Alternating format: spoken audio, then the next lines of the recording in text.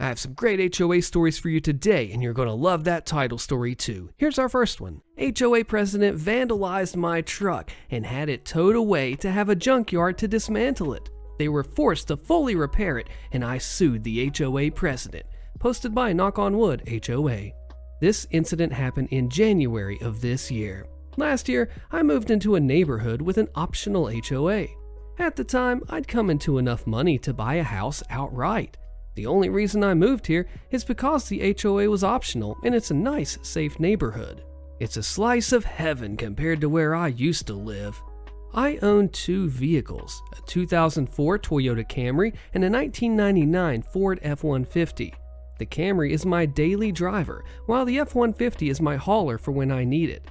I bought the truck around the same time that I bought the house to help me out with the move, and I used it to pull a rented trailer when I was moving my stuff in. The F-150 is old, but it's in good mechanical order, and I try to keep both of my vehicles clean with monthly trips through a car wash. The local HOA did not like me from the start due to my refusal to join. The HOA president was a retired old man who seemed like he had nothing better to do.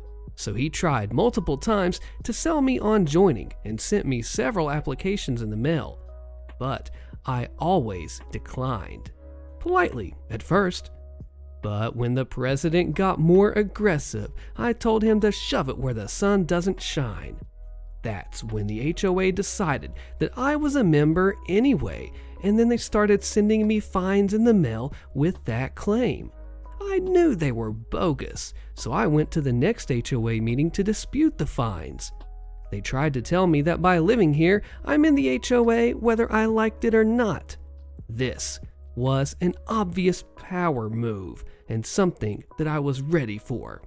I could only laugh in amazement of their stupidity, and I said as much to them.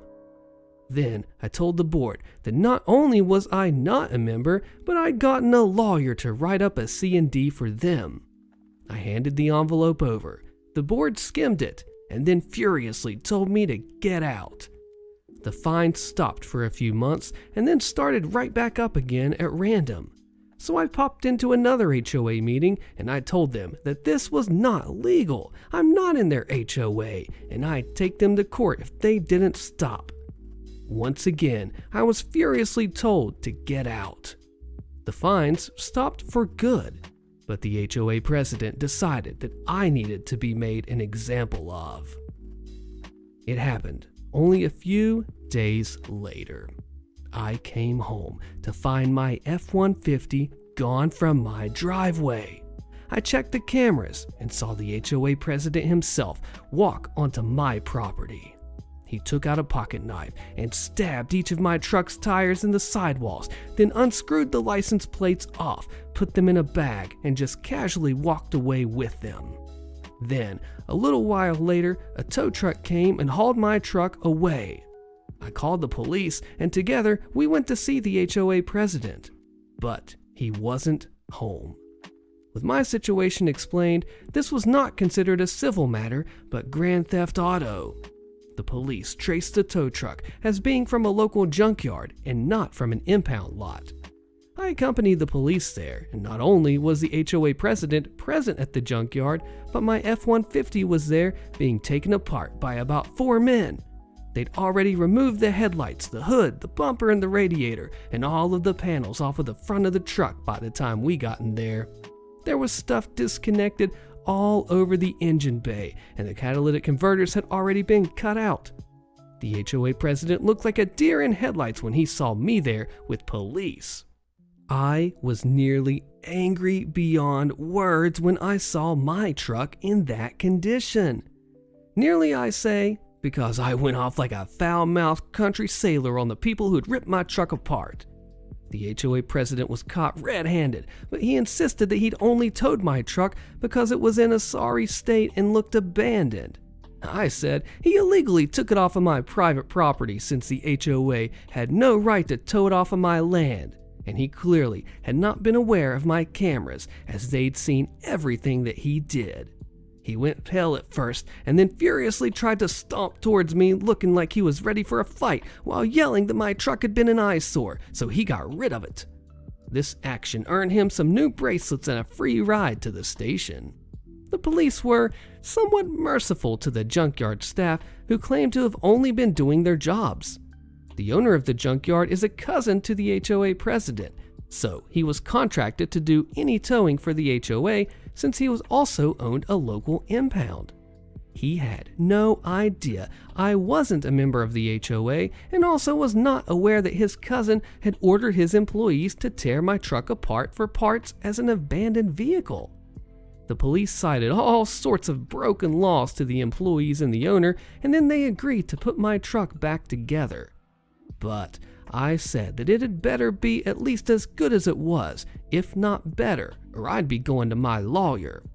The owner told his employees to do whatever it takes, or he'd separate them from their jobs. Then he told me he'd bill the HOA president for everything later. Then the police and I got to watch as all of those employees had to painstakingly put my truck back together, piece by piece. And they repeatedly muttered things about me to each other and flashed me the stink eye from time to time. Yeah, I'm guessing the HOA president offered to bribe them all to take my truck apart as quickly as possible, but now they had to fix it for free.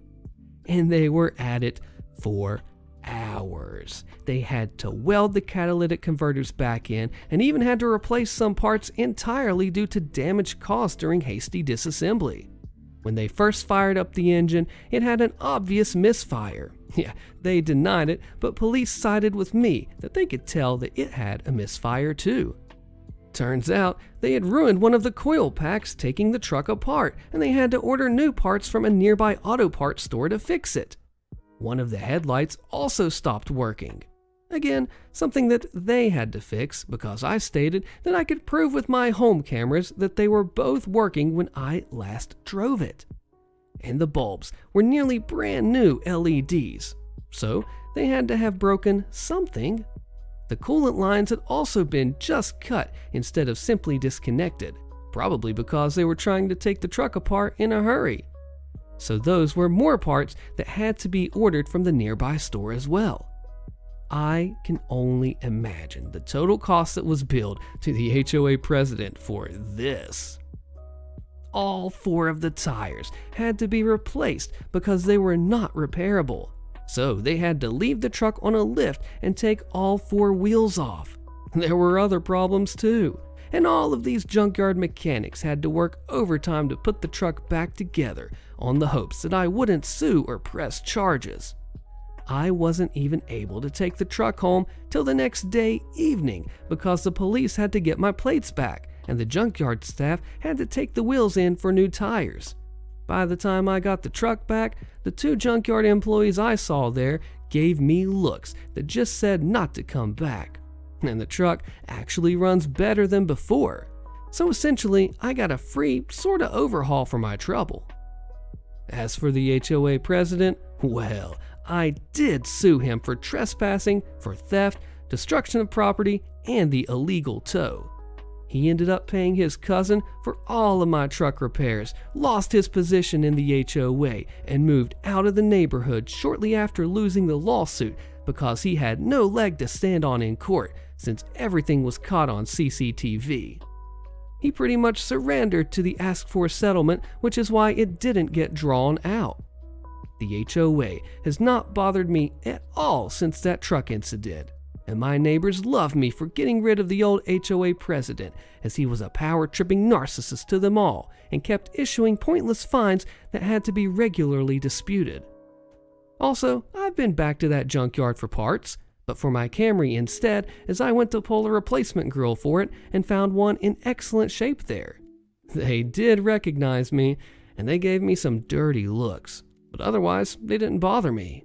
Updates and more info from OP.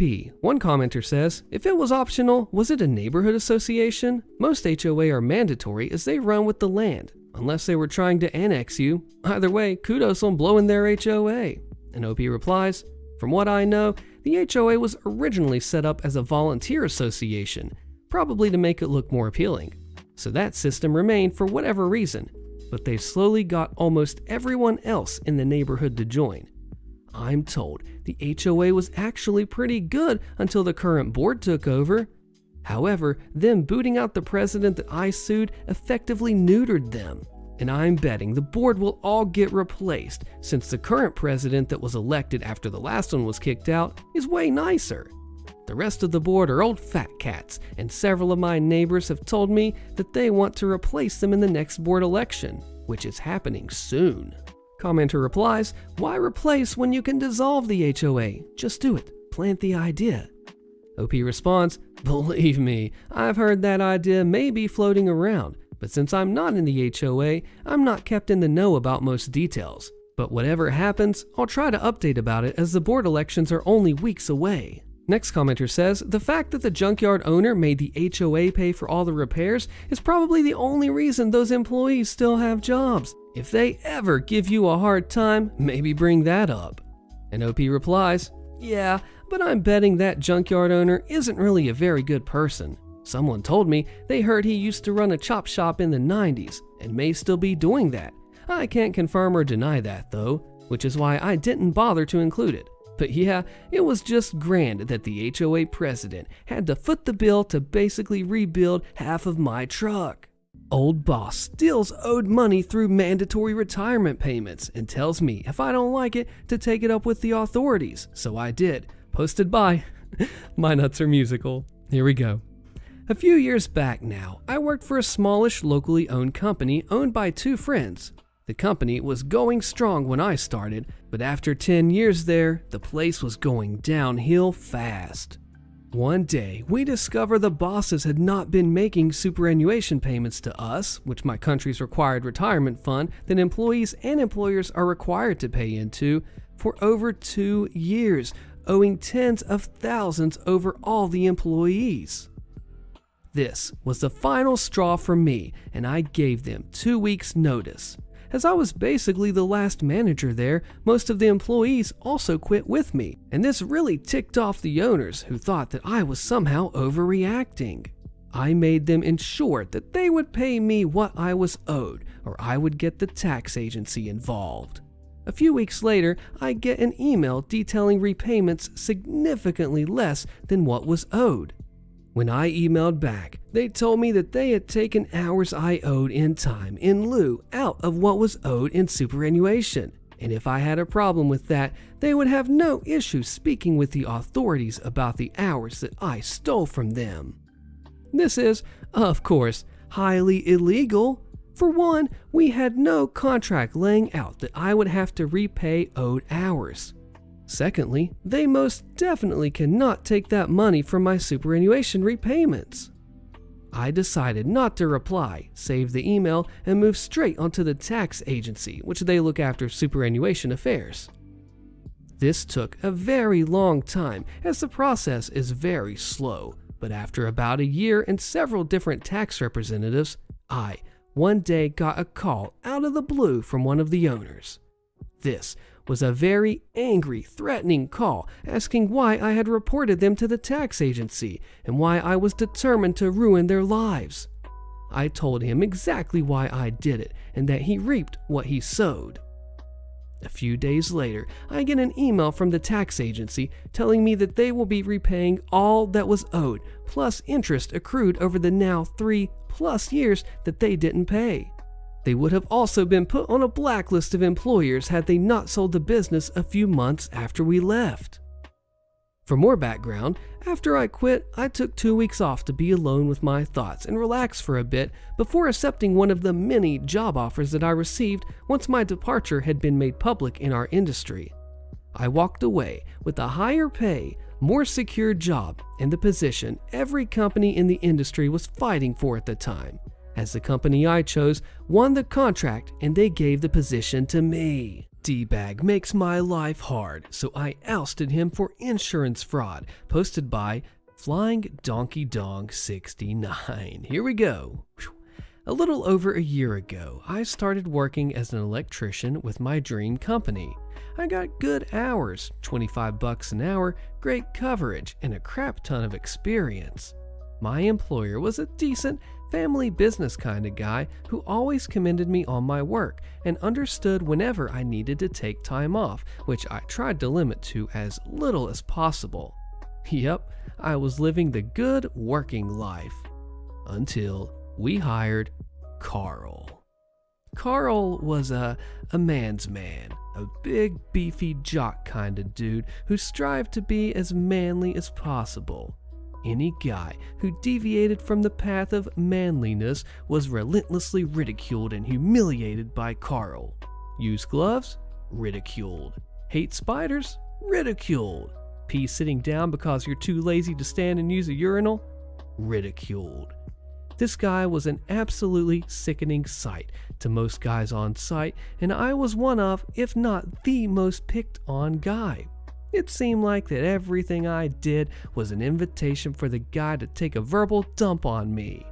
I brought it up to my employer, but Carl played the innocent card and somehow had people to help back him up on it. So the ridicule continued for a while until I had enough. This man was a thorn in my side for too long, so I wanted revenge. I didn't know how I'd do it, but I was determined to get this jerk back.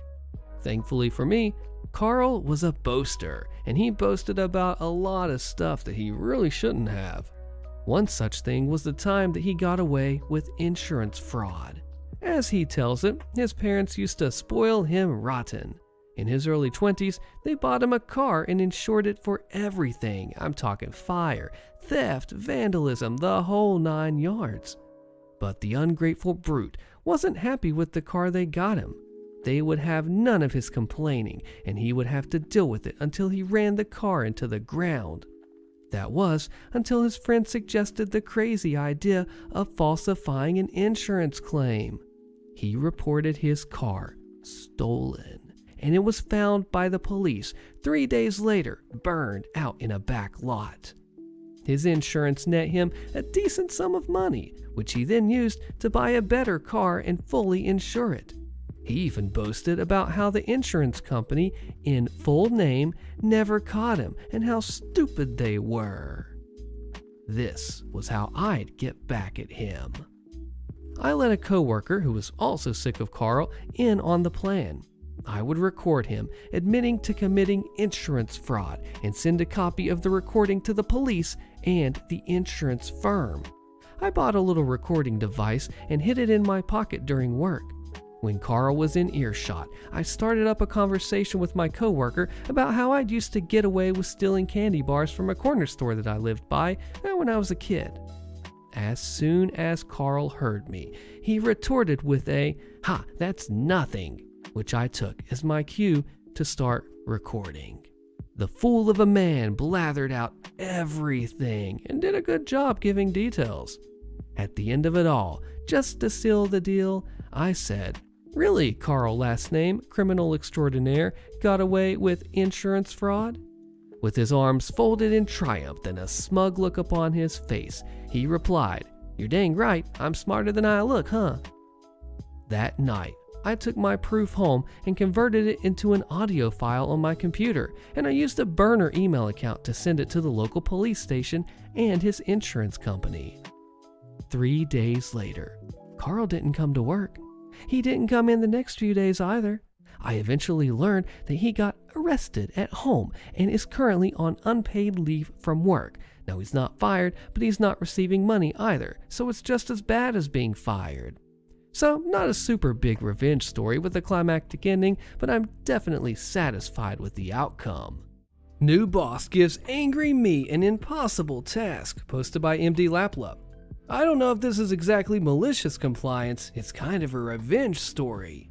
I used to work for a big IT consulting company notorious for not paying overtime. I worked for a client's migration project for almost 1.5 years, leading the functional migration team. The 3 of us worked for the client 3 years before the start of the migration project, so we knew the data that we had to migrate, all the nuances, and 2 weeks before the migration date, 99% of that data was already migrated and validated. We only did the day-by-day new data and sag off pretty much those last 2 weeks. The other manager that outranked me became extremely angry about our calmness, because the part that she led was behind schedule due to bad scheduling, and everyone was being overworked because of her mishaps. Come migration date, which was Saturday starting at 9 a.m., everyone was expecting long hours of work. But we clocked out at noon with the data validated with the client and the go-ahead signed, sealed, and delivered.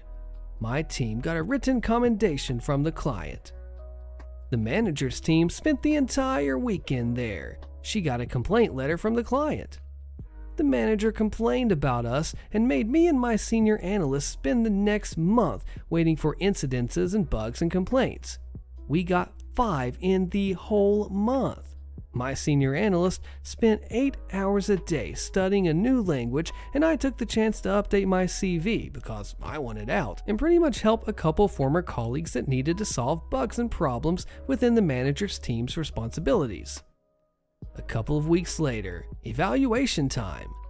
At the IT company, everyone was graded A to D, A being exceeding expectations and D being you're out of here.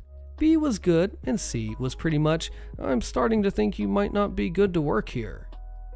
Given the commendation from the client, I was expecting an A.